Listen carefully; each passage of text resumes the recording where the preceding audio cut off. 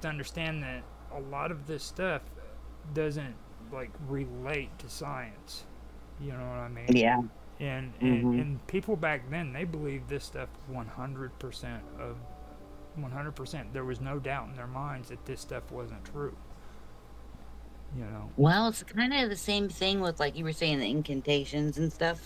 It's kind of the same thing as, like, one of the first things that we learn in school is spelling. And even God said, like the weapon of the tongue or whatever is like the most powerful instrument, the tongue. Well, spelling, just like, your body, when you're at dis-ease, your body is in disease.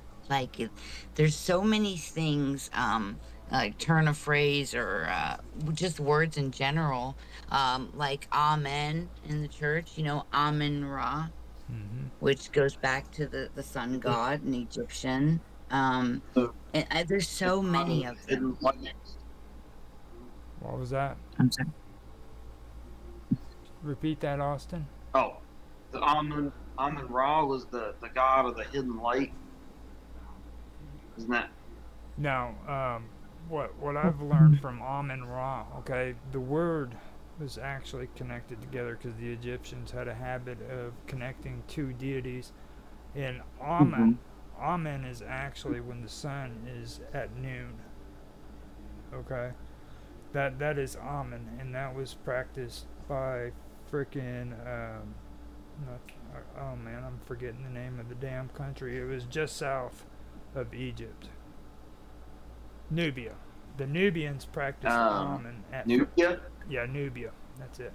They practiced the worship of Amen, and then when Nubia and Egypt united, because they were united for a short bit, it became Amen Ra.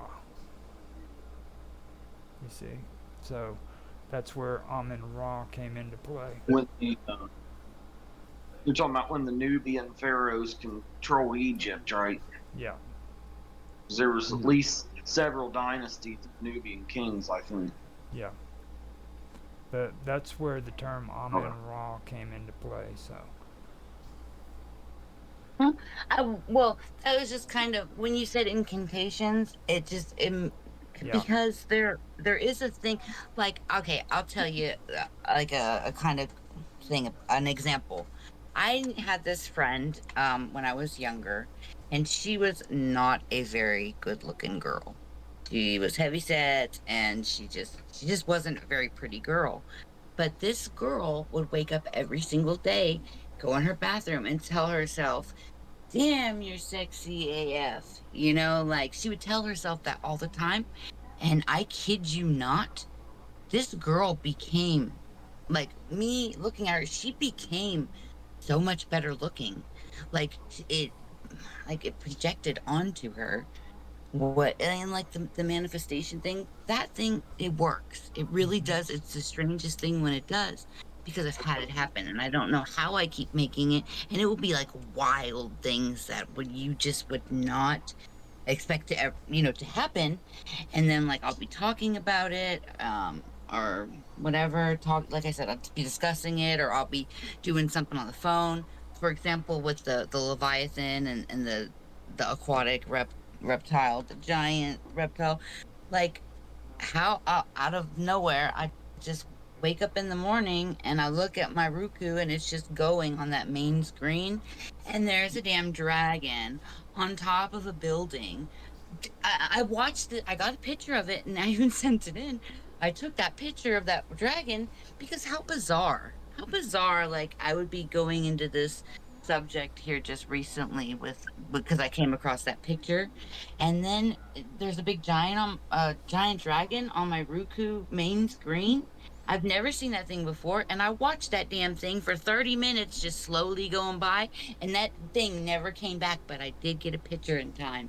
It was so bizarre. It was so weird. Yeah, He this happened after manifested. reaching out. What was that? Was that Austin?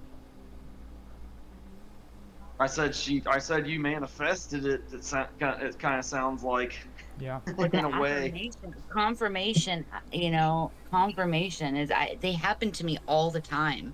Um, it's like spooky when it happens, because like why and when and there's not like a new dragon movie out or something. Why would they be, had advertised a flying dragon on top of this building? It was just like I said, a confirming affirmation, I believe the word Now, is. when you guys brought up almond raw too, I do want to point something out as well. Like when it's considering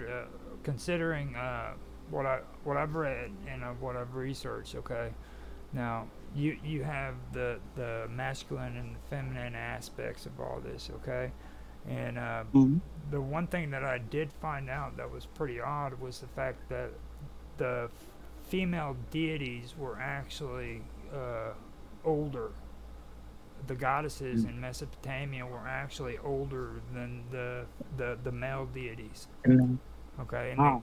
they go back a lot farther. And when you're talking about the incantations and stuff of that nature, like it's always been there in the Sumerians and in the Egyptians, and especially up north when it comes to Urartu and up around the Black Sea and the Caspian Sea, because Mhm. you have the Indo-Europeans who believed in Mithra.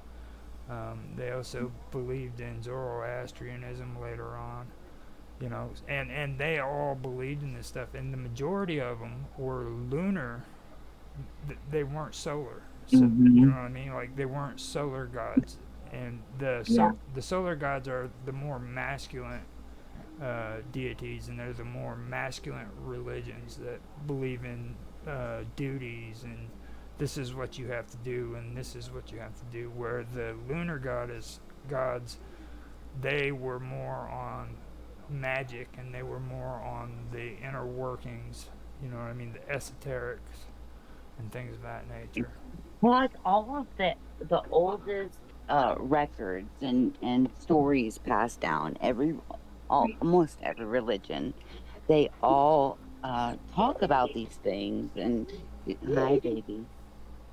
I may have to jump off with you guys Oh, that's fine. real quick because my daughter's uh calling for me. So I'm gonna I'll charge my phone a little bit and tend to her, and then I will come back if that's okay. It's perfectly fine. I was glad to That's have fun. you. I was glad to have you. Thank you. I was glad to Yeah, I'm so thankful to have been invited into this. And I promise it, like I said, I won't be as choppy all the time. I will get more familiarized and better with this. Um I promise. It's perfectly fine. it takes But time. I would love to come back. If not I would love to come back today, but if not, I would love to be involved if, Uh, you you know, you already I'm are. around. You already are. And whenever you want to come on and we're doing a stream, you just come right on in. All right. You're more than welcome. Okay. Do you all know how to hang this thing up, or should I just leave it up, or what? You can leave it up or hang up, whatever you want. Just remember the link, and like after you're done, if you want to come back in, just click that link, and you should be able to come right back in. Okay. Awesome. Terrific. Thank you guys. Like I said, I can't express how Yeah. appreciative I am.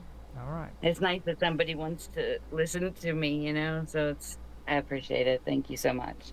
No And problem. I will be It's been a talking with you pleasure. all Yeah. soon. Sounds good. All right. Hopefully you make it back tonight. But it's been a pleasure having you. I'm gonna do my best on coming back because, like I said, I'm really enjoying this. I like to be able to have, like-minded conversation with individuals that are, familiarized with, the same interests that I have. Okay. So thank you so much, and I will be talking with you soon. I'm coming, baby girl. Okay, thank you all. All right. All right. All Bye. right. You're welcome. Bye bye. Bye. So, what's your take on this so far, Okay. Austin?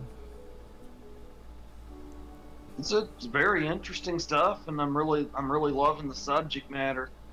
And it's amazing how much I still have to learn myself, even after all my years of reading on this, and how much I'm finding um, how much of it correlates with modern science more and more.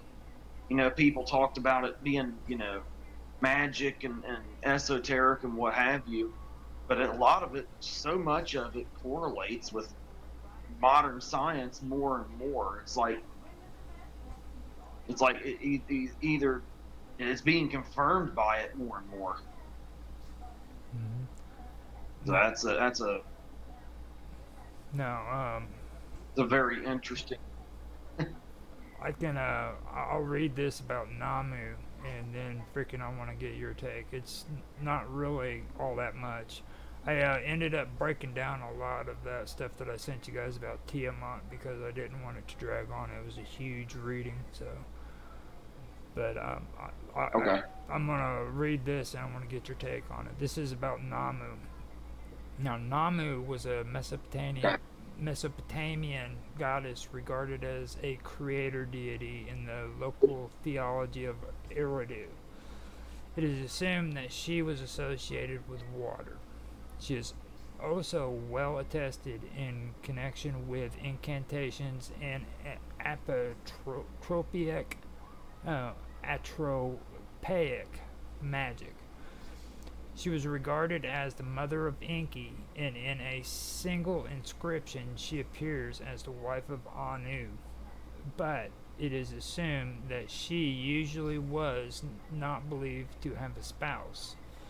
From the old Babylonian period onwards, she was considered to be the mother of On, which is heaven, and Ki, which is earth, as well as a representation of the primal sea or the ocean, an association that may have come from influence with the goddess Tiamat.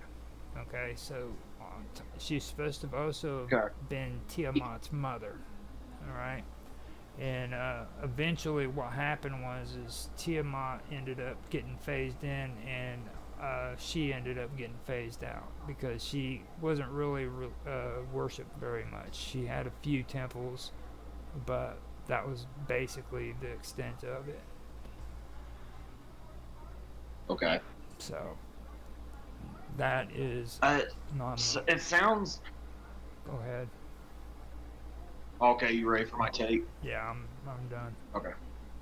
I didn't know if you my take or not. Okay.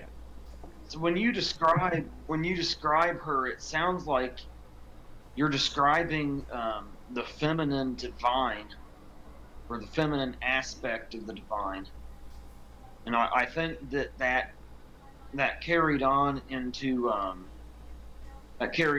like, you see that feminine divine man worshipped in the form of Isis in Egypt, Venus